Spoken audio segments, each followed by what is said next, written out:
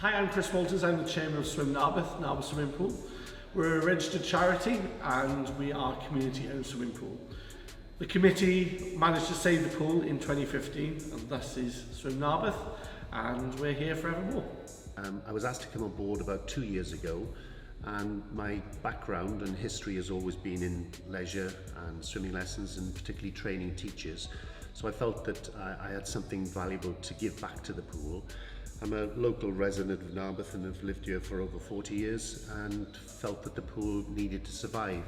We've got high quality lessons delivered by a great team of teachers, and that will help us to stay sustainable in the future and give us enough income to provide other activities for the community, for example like free swimming lessons to children and other activities for adults.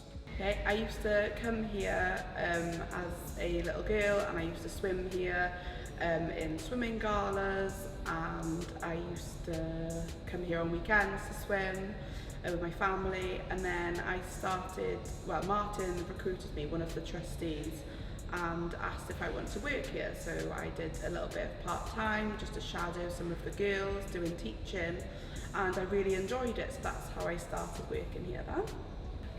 It's lovely to work in the same place that I live. I live in Arberth, work in Arberth Pool, and it's lovely to see faces of the community using the pool as well.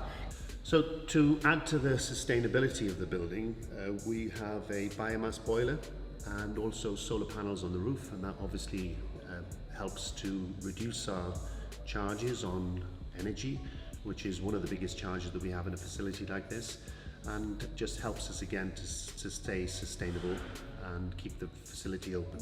So Ffilm Arberth's future obviously relies on its community to continue on supporting it. Although we do apply for grants to keep it going, 8 years on we're still here, but we heavily rely on the community. And obviously we thank everybody who comes and supports us and donates money as well. Without you, the pool wouldn't be here.